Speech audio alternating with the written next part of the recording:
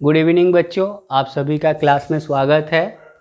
और मैं आप सभी बच्चों को commerce classes with Amarinder Pandey में फिर से स्वागत करता हूं। और अभी तक जिन बच्चों ने मेरे चैनल को सब्सक्राइब या लाइक नहीं किया है वो जल्द से जल्द सब्सक्राइब कर ले, लाइक कर ले और जितना संभव हो शेयर करें। ओके। और मैं सभी बच्चों को जो दो परीक्षा का एग्ज़ाम जो उन्होंने दे दिया है उसके लिए बहुत सारी शुभकामनाएं देता हूं।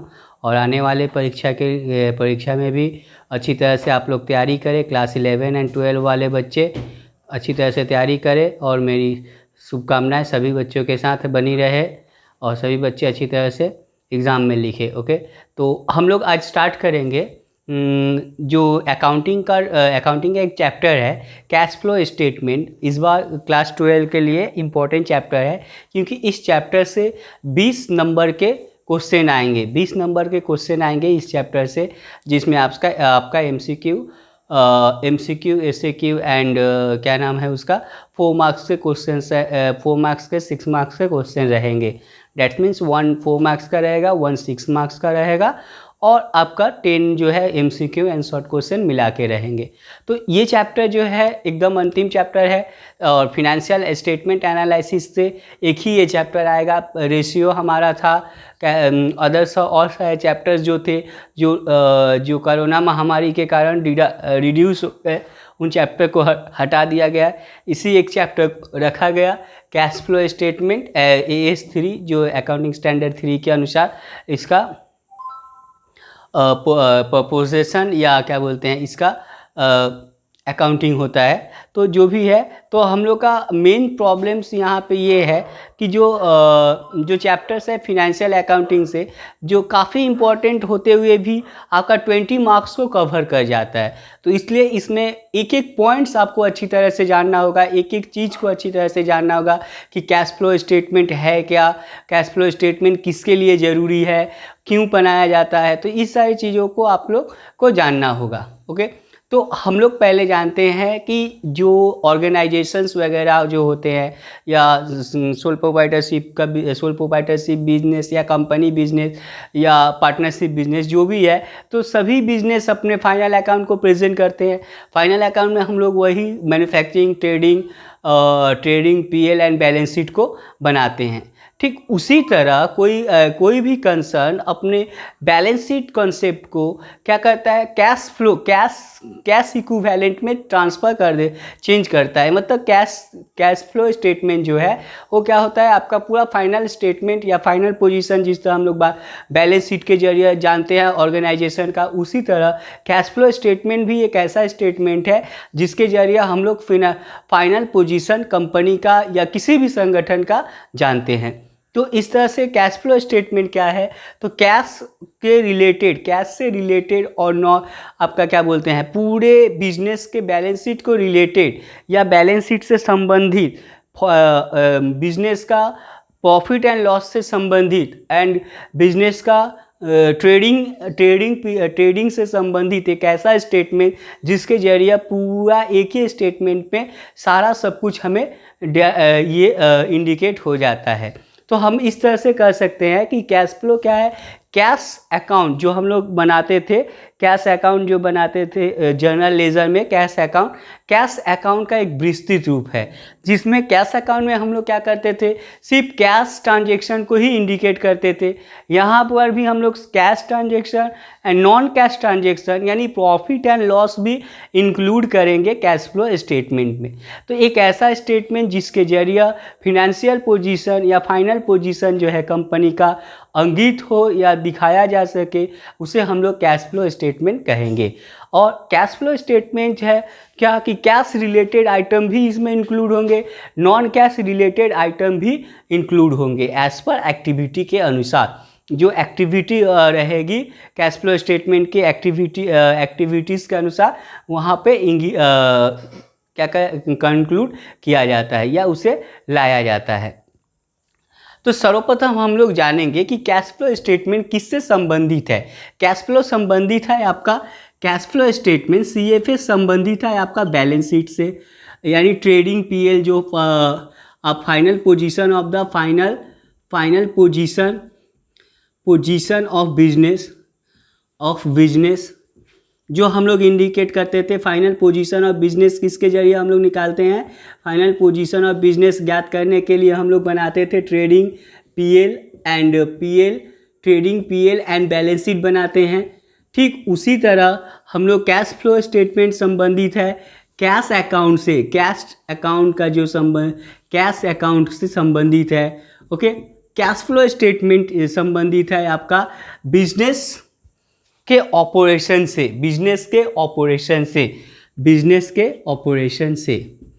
बिजनेस ऑपरेशन यानी बिजनेस में क्या कार्य हो रहा है उससे भी कैश फ्लो स्टेटमेंट संबंधित है। इस तरह से हम देख रहे हैं कि कैश फ्लो स्टेटमेंट या सीएफएस जो है वो बिजनेस के सारे मैटर से रिलेटेड होता है, जिसको एक स्टेटमेंट के जरिए हम लोग बनाते हैं। ओके, फर्स्ट ऑफ हम जान गए कि कैश फ्लो स्टेटमेंट क्या है। कैश बैलेंस और cash balance and cash equivalent यानी कैश के समान।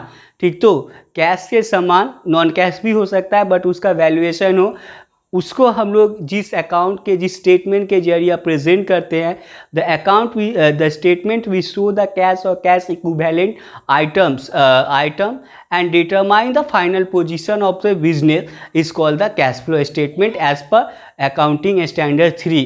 यानी अकाउंटिंग स्टैंडर्ड 3 यहाँ पे लिखा गया क्यों कि जो इंडियन ICAI का जो रूल्स है, ICAI ने जो स्टैंडर्ड प्रस्तुत किया है अकाउंटिंग स्टैंडर्ड प्राय 32 या 33 तो है, तो उसमें AS3 में आपका कैश फ्लो स्टेटमेंट आता है। अब हम लोग का कैश फ्लो AS3 जैसे हम लोग डिप्रिसिएशन पढ़ते हैं AS6 में, इन्वेंट्री पढ़ते हैं AS2 में, उसी तरह एक स्टैंडर्ड अकाउंटिंग स्टैंडर्ड आपका 3 जो है कैश फ्लो स्टेटमेंट को इंगित करता है। उसी तरह एज पर यदि हम इंटरनेशनल फिनेंशियल या इंटरनेशनल अकाउंटिंग स्टैंडर्ड के अनुसार यदि जांच करते हैं तो कैश फ्लो स्टेटमेंट हमारा 7 नंबर अकाउंटिंग स्टैंडर्ड बनता है as per international accounting standard, मतलब IAS के अनुसार। तो हमारा जो तो हम लोग की कंट्री इंडिया है, तो इंडिया में जो अकाउंटिंग स्टैंडर्ड बनाया जाता है कौन बनाता है? ICAI। ठीक है, ICAI के अनुसार ICAI ने 3 में कैश फ्लो स्टेटमेंट को रखा है। तो क्या as per accounting standard 3 cash flow statement is an statement we show the cash और cash equivalent balance and financial position of an organisation.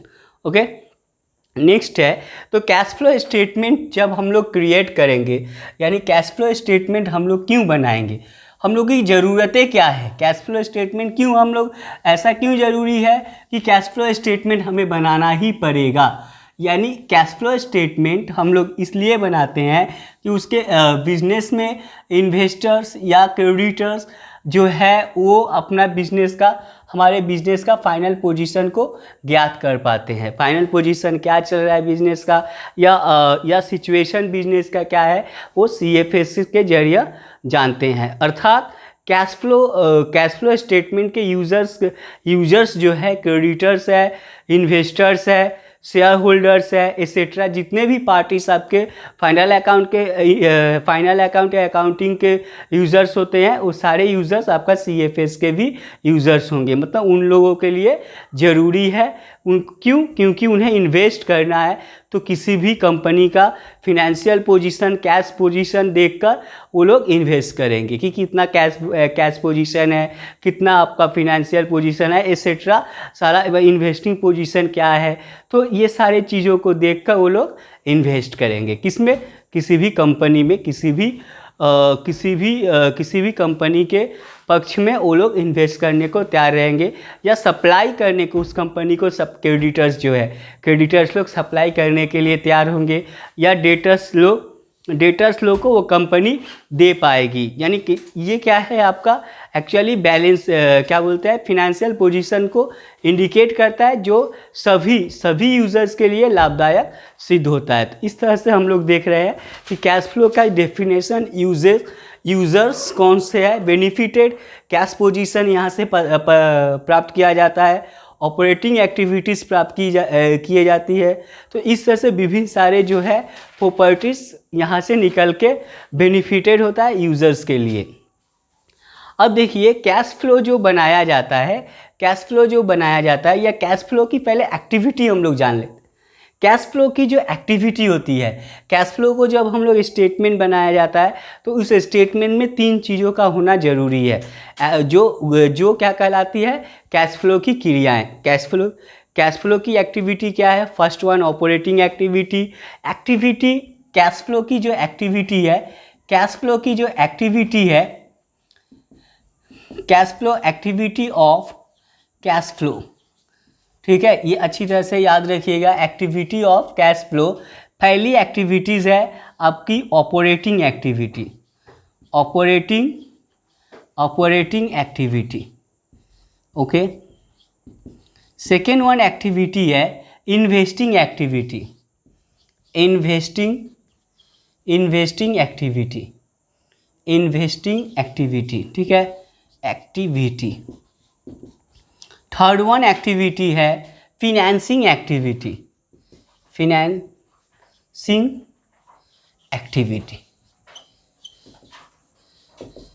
तो इन सारे एक्टिविटीज़ को मिला के हम लोग क्या करते हैं, कैश फ्लो बनाते हैं। इन सारे एक्टिविटीज़ को मिला के हम लोग क्या करते हैं, कैश फ्लो को बनाते हैं। अब यहाँ पर जो है कैश फ्लो जो हम लोग बनाएंगे, कैसे बनाएंगे? कैश फ्लो जो बनाया जाएगा तो कैश फ्लो में बनाने के तरीके जो हैं, स्टेटमेंट्स है, मेथड जो है, वो मेथड आपका जो है जो मेथड्स अप्लाई होंगे इसी एक्टिविटी बेस करके, इसी एक्टिविटी के आधार पर, यानी यही तीनों एक्टिविटी आपका उस मेथड में भी रहना चाहिए। इस तरह से जो एक्टिविटी ऑफ कैश फ्लो को हम लोग इंडिकेट करेंगे तो क्या होता है, 2 तरह के मेथड हो जाते हैं। 2 तरह के कैश फ्लो स्टेटमेंट को 2 तरह से हम लोग प्रेजेंट कर सकते हैं। एक होता है डायरेक्ट मेथड, एक होता है आपका डायरेक्ट मेथड और एक होता है इनडायरेक्ट मेथड। एक होता है डायरेक्ट मेथड और एक होता है indirect method. Direct method where only cash transaction या cash related transaction are recorded in that method, यानी इस मेथड में हम लोग क्या करते हैं, ओनली कैश ट्रांजेक्शन को ही रिकॉर्ड किया जाता है और कैश ट्रांजेक्शन से ही हम लोग क्या करते हैं, इस मेथड से कैश फ्लो स्टेटमेंट को बनाते हैं। और इनडायरेक्टली मेथड यहाँ पे हम लोग लिख लेते हैं only cash related transactions are recorded, ठीक है, only cash transactions are recorded in this method। और इनडायरेक्ट मेथड में क्या है, cash and non cash both transactions are recorded, both transactions are recorded, okay. तो हम लोगों का जो है यहाँ पे हमें ये समझना होगा कि एक्टिविटी ऑफ कैश फ्लो यानी operating activity, investing activity and financing activity, ये जो एक्टिविटीज़ है, इस एक्टिविटी को हम लोग प्रस्तुत करेंगे डायरेक्ट मेथड से और इनडायरेक्ट मेथड से। डायरेक्ट मेथड सिर्फ जिसमें क्या होगा, सिर्फ कैश का जो आइटम है यानी कैश रिलेटेड ट्रांजेक्शन जो है उसको रिकॉर्ड किया जाता है। और इनडायरेक्ट मेथड में cash and non cash both are recorded in this method, that means indirect method. Direct method में cash related transaction and indirect में cash and non cash both are recorded. अब हम लोग सबसे पहले हम लोग जानेंगे ऑपरेटिंग एक्टिविटी किसे कहेंगे।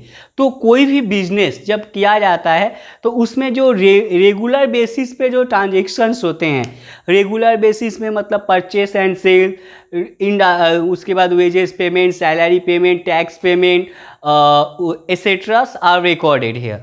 ठीक है, अर्थात डायरेक्ट बेसिस पे मतलब रेवेन्यू ट्रांजेक्शन या revenue incomes are recorded in the operating activity, the activity which are related to the revenue incomes and revenue incomes and revenue expenses, related to the revenue expenses and revenue incomes are known as the operating activity। Operating, तो operating activity किसे कहेंगे, जैसे कोई business है, ठीक है, जैसे हम लोगों का समझिए, हम लोगों का मिस्टर एक्स है जिसका एक बिजनेस है, आपका क्या बोलते हैं, कोई फार्म हाउस है, सॉरी फार्म हाउस बोल रहा हूँ, कोई मैन्युफैक्चरिंग कंसर्न है जहाँ पर बैग वगैरह बनता है, ठीक है, वो जो क्या बोलते हैं लेदर्स बैग बनते हैं। तो उस फार्म का डेली का ट्रांजेक्शन क्या होगा कि वो फार्म सप्लायर से रॉ मटेरियल लाएगा और डेटर्स को बेचेगा, ठीक है। उसके बाद उस फार्म्स का रेंट वगैरह जो है, रेंट पे करेगा, लाइटिंग पे करेगा, टैक्स पे करेगा, ओके। और तो ये मेरा जो है ये डेली प्राय मंथली पेमेंट हो रहा है, तो इसको हम लोग क्या करेंगे, सप्लायर से तो प्राय डेली लाता ही है, डेली आपको क्या बोलते हैं कंज्यूमर, ये जो कस्टमर है या आपका डेटर्स है, डेटर्स लोग को देता है, मतलब उधार में दे सकता है। बेचना और लाना, सप्लायर से खरीद के रॉ मटेरियल को लाकर प्रोसेसिंग करके उसे बाजार में देना, ठीक है। तो ये डेली का उसका कार्य बन जाता है। तो डेली का ये जो कार्य बनने में या डेली का कार्य जहाँ रिकॉर्ड करेंगे हम लोग, उसको क्या कहेंगे, ऑपरेटिंग एक्टिविटी। अब ऑपरेट करने के लिए किसी भी बिजनेस को चलाने में जो सहायक होता है, सहायक मतलब अब क्या है, प्लांट एंड मशीनरीज, उसके बाद समझिए बिल्डिंग्स वगैरह जो बना है, बिल्डिंग्स, लैंड, ये परचेस या सेल हुआ, ठीक। तो ये तो आप डेली खरीद या बेच नहीं ना रहे हैं। जैसे प्लांट एंड मशीनरी को आप डेली खरीदेंगे, डेली बेचेंगे, आपका तो प्लांट एंड मशीनरी खरीदने और बेचने का बिजनेस नहीं है। तो जो डेली जो आपका बिजनेस में सहायक, बिजनेस को करने में सहायता करता हो, उसको खरीदना और उसे बेचना ही क्या कहलाएगा, इन्वेस्टिंग एक्टिविटी कहलाएगा। Like the purchase of plant and sale of machinery, like the purchase of machinery, sale of land, like the purchase of furniture, sale of furniture etcetera जो है। जैसे परचेस हमने किया, 1 लाख का मशीनरी परचेस किया, तो purchase of machinery मेरा investing activity हो गया। क्यों? क्योंकि मेरा जो बिजनेस है मशीनरी खरीदने और बेचने का नहीं है, मेरे बिजनेस में मशीनरी सहायक है, यानी मशीन के जरिए हम बिजनेस को कर पाएंगे, ओके। तो या like the sale of furniture बेचना या खरीदना हमारा काम नहीं है। हम कारपेंटर का दुकान नहीं किया है, फर्नीचर स्टोर का दुकान नहीं है। हमारा जो बिजनेस है जो क्या है, लेदरिंग कम्प्लेक्स, यानी लेदर का बिजनेस है, यानी वहाँ से बैग वगैरह लेदर का बनेगा। तो फर्नीचर हमारा बिजनेस को करने में सहायक होता है। तो वो मेरा जो है उसमें जो इन्वेस्ट कर रहे हैं या उससे जो सेल कर रहे हैं, तो मेरा क्या हो जाएगा, इन्वेस्टिंग एक्टिविटी होगा, ओके। नेक्स्ट है फिनेंसिंग एक्टिविटी। अब मेरा हो गया ऑपरेट, बिजनेस को ऑपरेट करने में रेवेन्यू एक्सपेंसेस, रेवेन्यू इनकम्स जो हो रहे हैं वो ऑपरेटिंग हो गया। बिजनेस को करने में जो सहायक हुआ वो इन्वेस्टिंग हो गया। अब बिजनेस में देखिए फिनेंस रिलेटेड आइटम्स, फिनेंस मतलब पूंजी को कैसे तैयार कीजिएगा, अर्थात आपका जो है फिनेंसिंग एक्टिविटी जो पूंजी निर्माण से संबंधित हो। Create the capital in a firm, ठीक है, फार्म में जो कैपिटल क्रिएट करने में सहायक हो उसे हम लोग फिनेंसिंग एक्टिविटीज़ कहेंगे। जैसे issue of share, issue of debenture, payment to debenture, repayment of loan, issue of loan, okay. उसके बाद समझिए इंटरेस्ट पेड एक्सेट्रा क्या है, मेरा फिनेंसिंग एक्टिविटी है। समझ में आया? तो हमने जो समझाया operating activity, investing activity and financing activity. Operating activity means what?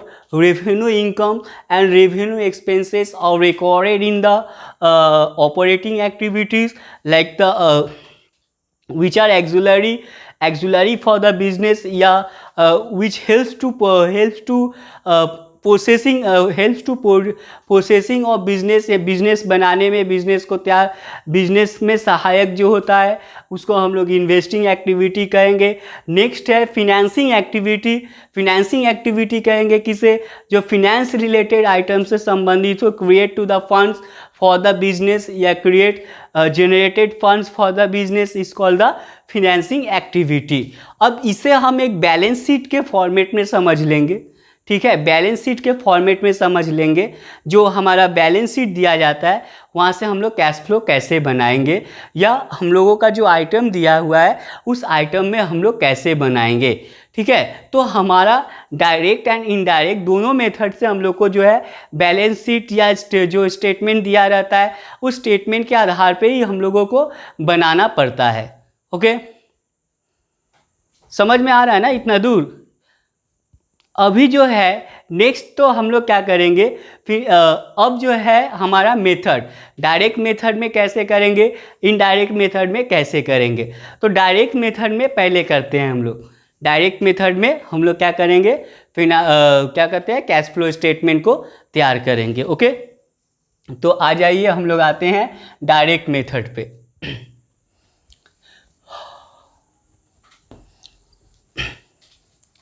Class को थोड़ा सा समझना पड़ेगा अच्छी तरह से, नहीं समझ में आएगा तो आप लोगों को दिक्कत हो जाएगा, ठीक है।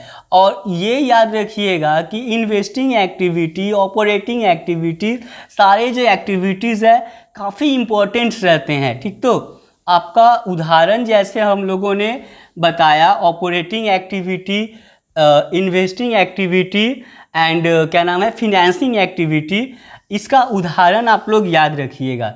Example of operating activity, investing activity and next है फिनेंसिंग एक्टिविटी, ठीक है। ये काफ़ी इम्पोर्टेंस है इसका एग्जाम्पल। ओके, ऑपरेटिंग एक्टिविटी में सेल हुआ, पेमेंट हुआ, ओके, एक्सपेंसेस जो पेमेंट कर रहे हैं एक्सेट्रा जो है आपका ऑपरेटिंग एक्टिविटीज़ में। इनकम हो रहा है जो जैसे कमीशन रिसीव, तो ये जो इनकम है ऑपरेटिंग एक्टिविटी में। इन्वेस्टिंग एक्टिविटी का उदाहरण क्या, purchase of plant, purchase of machineries, purchase of land, purchase of building, sale of land, sale of building, sale of investment, ठीक। तो ये मेरा इन्वेस्टिंग एक्टिविटी में होगा। फिनेंसिंग एक्टिविटी में क्या है कि issue of share, issue of debenture, issue of loan, repayment of loan, okay, payment of debenture holder, repayable of क्या बोलते हैं प्रीफरेंस शेयर होल्डर एक्सेट्रा जो है आपका फिनेंसिंग एक्टिविटी में आ जाएगा। जो मैं अभी समझाने वाला हूँ आप लोग अच्छी तरह से एकदम क्लियरली समझ लीजिएगा। किसी को यदि कोई प्रॉब्लम है तो उसको मुझे बार बार पूछिएगा, ठीक। तो अब हम लोग आते हैं एक पहले बैलेंस शीट फॉर्मेट पे। बैलेंस शीट में हम लोग बनाएंगे, हम लोग तो बैलेंस शीट क्लास 11 में अच्छी तरह से बनाना सीखे हैं, है ना। हाँ, ये है हमारा बैलेंस शीट जिसमें आप लोग को याद रखना होगा अच्छी तरह से। ये है मेरा बैलेंस शीट। बैलेंस शीट इस ऐसा एक फॉर्मेट दे देगा, ठीक, जिसमें liabilities, assets, amount rupees, assets and amount rupees, दो कलम रहता है, हम एक सिंगल पे रखे हैं। ओके, इसमें हम लोग क्या दिखाते हैं, कैपिटल जो इक्विटी से है, कैपिटल वगैरह जो है। कैपिटल के बाद हम लोग का रहता है रिजर्व एंड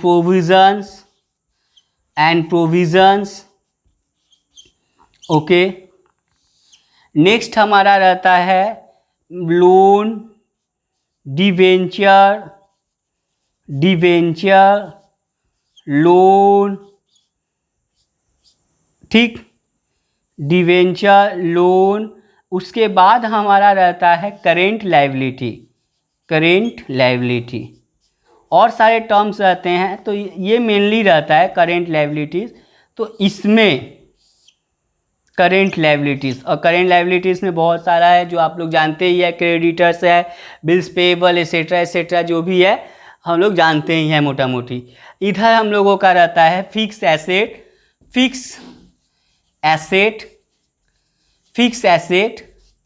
उसके बाद रहता है fix asset made intangible, intangible assets, intangible asset and tangible asset, दो रहते हैं ना फिक्स एसेट में। टेंजिबल एसेट दो भाग है फिक्स एसेट का। उसके बाद रहता है इन्वेस्टमेंट, इन्वेस्टमेंट। उसके बाद रहता है करेंट एसेट, करेंट एसेट। उसके बाद रहता है मिससेलेनियस एक्सपेंडिचर, मिससेलेनियस एक्सपेंडिचर, ठीक। तो ये बैलेंस शीट का फॉर्मेट है। अब हम लोग इसको टोटल कर लिए। अब इसमें हमें पता करना है कि मेरा कौन सा ऑपरेटिंग एक्टिविटी है, कौन सा इन्वेस्टिंग एक्टिविटी है और कौन सा फिनेंसिंग एक्टिविटी है। मुझे ये तीन जानना है इस बैलेंस शीट में ही। तो देखो यहाँ पर जो पहले हम लोग एसेट साइड से चलते हैं। एसेट साइड में जो है फिक्स एसेट में इनटेंजिबल जो एसेट्स है उसको अलग कर लेंगे, जैसे लाइक गुडविल, पेटेंट्स वगैरह जो है उसको हम लोग अलग कर लिए। इसको हम लोग क्या करेंगे, पीएल में ट्रांसफ़र करते हुए पीएल में ट्रांसफ़र कर देंगे इसको, इंटेंजिबल एसेट्स के बैलेंस को, और उसे हम लोग ऑपरेटिंग एक्टिविटी में थ्रू पीएल के बाद ऑपरेटिंग एक्टिविटी में उसे शो करेंगे, ठीक है, इनटेंजिबल एसेट को। लेकिन टेंजिबल एसेट जो है, टेंजिबल एसेट जो है वो कहाँ आ जाएगा, इन्वेस्टिंग एक्टिविटी में। टेंजिबल एसेट्स कहाँ आएंगे, कहाँ आ जाएगा, डायरेक्ट आ जाएगा आपका इन्वेस्टिंग एक्टिविटी में। Tangible asset and investment, tangible and investment both are recorded in the investing activity.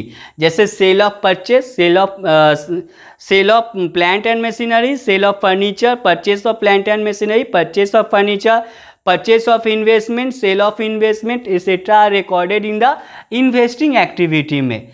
तो इनटेंजिबल एसेट्स का जो बैलेंस होता है उस बैलेंस को हम लोग पीएल में से पीएल के थ्रू ऑपरेटिंग एक्टिविटी में दिखाएंगे। मतलब पहले पीएल में दिखाएंगे, उसके बाद ऑपरेटिंग एक्टिविटी में उसको शो करेंगे। उसके बाद होता है टेंजिबल एसेट, टेंजिबल एसेट को हम लोग डायरेक्ट शो कर देंगे इन्वेस्टिंग एक्टिविटी में उसके बैलेंस को। नेक्स्ट है करेंट एसेट। करेंट एसेट हमारा डायरेक्ट, करेंट एसेट जो है ये हमारा डायरेक्ट क्या होता है, डायरेक्ट इसका बैलेंस जो है इंक्रीज डिक्रीज, ये हमारा ऑपरेटिंग एक्टिविटी में यूज़ होता है। किस में यूज़ होता है, ऑपरेटिंग एक्टिविटी में, जो बताएंगे किस तरह से यूज़ होता है। आपका ये इंटेंजिबल एसेट वाला भी बताएंगे, लेकिन यहाँ हम लोग बैलेंस शीट को पहले सॉल्व कर लेते हैं। करेंट एसेट का आइटम मेरा ऑपरेटिंग एक्टिविटी में आ जाएगा। मिससेलेनियस एक्सपेंडिचर को हम, इस मिससेलेनियस एक्सपेंडिचर का बैलेंस पीएल के थ्रू ऑपरेटिंग एक्टिविटी में जाएगा, पीएल के थ्रू ऑपरेटिंग एक्टिविटी में जाएगा। ओके, अब देखो करेंट लायबिलिटी जो है वो भी मेरा डायरेक्ट चला जाएगा ऑपरेटिंग एक्टिविटी में। डैट मीन्स मेरा करेंट एसेट से रिलेटेड आइटम जो रहेंगे, करेंट लायबिलिटी से रिलेटेड आइटम जो रहेंगे, वो दोनों ही आपका किस में चला गया, आपका ऑपरेटिंग एक्टिविटी में। इन्वेस्टिंग एक्टिविटी में सिर्फ फिक्स एसेट का टेंजिबल और इन्वेस्टमेंट जाएगा। ओके, नेक्स्ट जो है current asset and current liability हो गया आपका, कहाँ गया, ऑपरेटिंग एक्टिविटी में। मिससेलेनियस एंड इनटेंजिबल एसेट पीएल के थ्रू से ऑपरेटिंग एक्टिविटी में जाएंगे। तो इतना दूर हमारा क्लियरेंस हुआ। अब आ जाओ यहाँ पर reserve and surplus. Reserve and surplus जो है ये भी पीएल के थ्रू, पीएल में पहले जाएंगे, पीएल के थ्रू ऑपरेटिंग एक्टिविटी में चले जाएंगे। यानी reserve and surplus, reserve surplus जो होता है वो आपका पीएल के थ्रू ऑपरेटिंग एक्टिविटी में चल जाता है। तो मेरा बचा क्या, कैपिटल बच गया, कैपिटल, लोन एंड डिवेंचर बचा। बचा क्या? Capital, loan and debenture. ये तीनों जो आइटम्स है, ये कहाँ जाएंगे? फिनेंसिंग एक्टिविटी में। किस में जाएंगे? फिनेंसिंग एक्टिविटी में।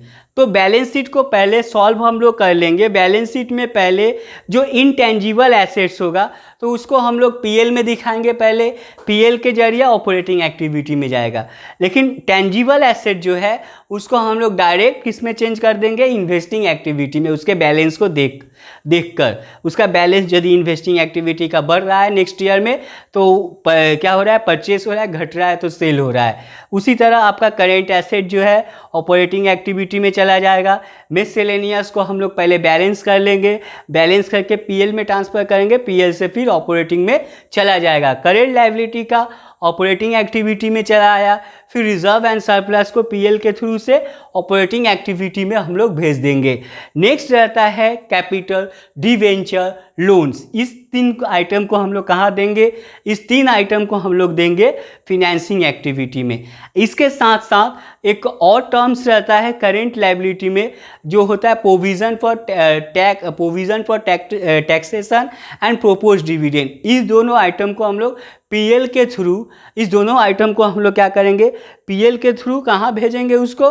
पीएल के थ्रू हम लोग कहाँ भेजेंगे? ऑपरेटिंग एक्टिविटी में। ठीक है, सॉरी, पीएल के थ्रू हम लोग ऑपरेटिंग एंड फिनेंसिंग दोनों एक्टिविटी में हम लोग भेजेंगे उसे।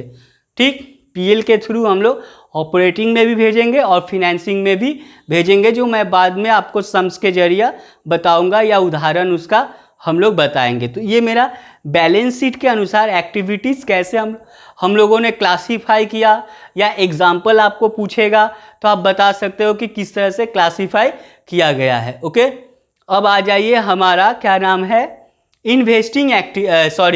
डायरेक्ट मेथड से हम लोग कैश फ्लो स्टेटमेंट कैसे बनाएंगे? डायरेक्ट मेथड से हम लोग कैश फ्लो स्टेटमेंट कैसे बनाएंगे? तो डायरेक्ट मेथड में हम लोगों ने स्टेटमेंट है ना, जो तो क्या है ये, जो तो कैश फ्लो स्टेटमेंट है, तो यहाँ पर लिख लेंगे कैश फ्लो स्टेटमेंट ऑफ जिस ऑर्गेनाइजेशन का है उसका नाम लिख दिए और इधर पार्टिकुलर लिख देंगे, पार्टिकुलर्स, इधर अमाउंट रुपीस, इधर अमाउंट एंड रुपीस, और यहाँ पे 3 कलम अमाउंट एंड रुपीस का हो जाएगा, amount and rupees. First one यहाँ पे हम लोग करेंगे क्या? Receive from debtors, add cash sales जो हुआ है, ऐड लेस पेमेंट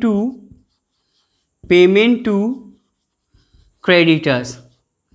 ठीक है, क्रेडिटर्स या सप्लायर्स, लेस कैश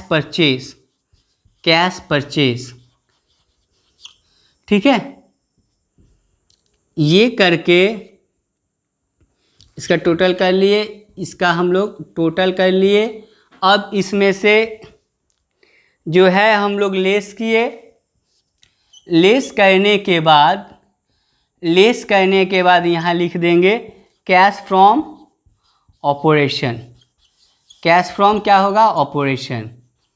ओके, इसमें क्या हमने कहा था? सिर्फ कैश रिलेटेड आइटम्स या कैश ट्रांजेक्शन को ही रिकॉर्ड किया जाएगा। अब यहाँ पर लिखेंगे परचेस ऐड लेस। अब यहाँ पर ये कैश फ्रॉम ऑपरेशन हो गया। इन्वेस्टिंग एक्टिविटी का निकाल लो यहाँ पर, इन्वेस्टिंग एक्टिविटीज़ यहाँ पे पहले हम लोग ऊपर में लिख देंगे ऑपरेटिंग एक्टिविटीज़। यहाँ पर ऑपरेटिंग एक्टिविटीज़ में रिसीव फ्रॉम डेटर्स या customers, cash sale, payment to creditor and payment cash purchase, and ये हो गया कैश फ्रॉम ऑपरेशन।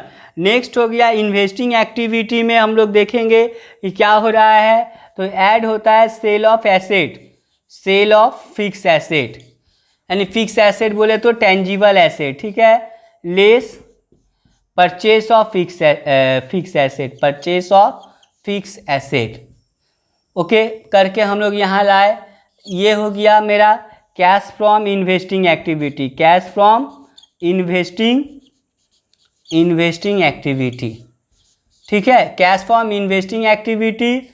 नेक्स्ट जो है मेरा क्या हो जाएगा, फिनेंसिंग एक्टिविटी, फिनेंसिंग एक्टिविटी। इसमें जो फिनेंस क्रिएट हो रहा है, जैसे फिनेंस क्रिएटेड मतलब जैसे कैपिटल बढ़ रहा है, समझो इक्विटी शेयर 1 लाख था, नेक्स्ट ईयर में इक्विटी शेयर 2 लाख हो गया या 1.5 लाख हो गया, तो 50,000 50,000 आपका बढ़ा है। डैट मीन्स यहाँ पे हम लोग लिखेंगे issue of capital, issue of capital, वो इक्विटी शेयर हो, लोन हो, एडवांस हो, एसेट्रा। और नेक्स्ट है इससे लेस करेंगे payment to loan, debenture etcetera, debentures etcetera, less tax payment,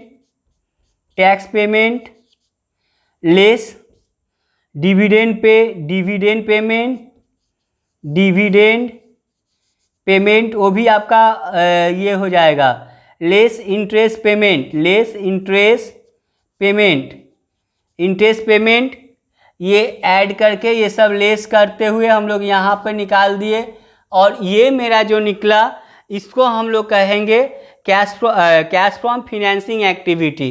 क्या उसको कहेंगे हम लोग, कैश फ्रॉम फिनेंसिंग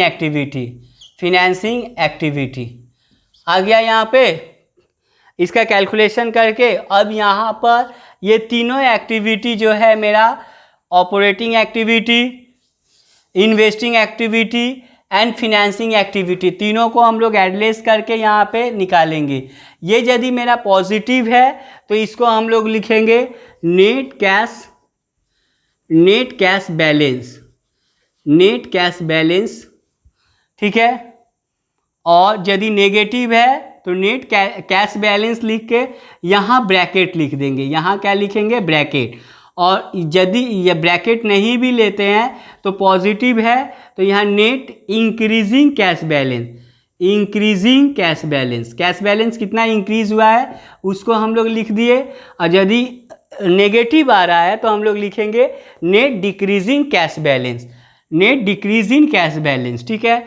और ऐड करेंगे opening cash balance final account में दिया रहेगा, जो करेंट एसेट में इंक्लूड रहता है ओपनिंग कैश बैलेंस। और लेस कर देंगे, लेस नहीं करना है, यहाँ पर जो आएगा वो मेरा हो जाएगा क्लोजिंग कैश बैलेंस, और इसी को हमें मैच करना होता है क्लोजिंग कैश बैलेंस।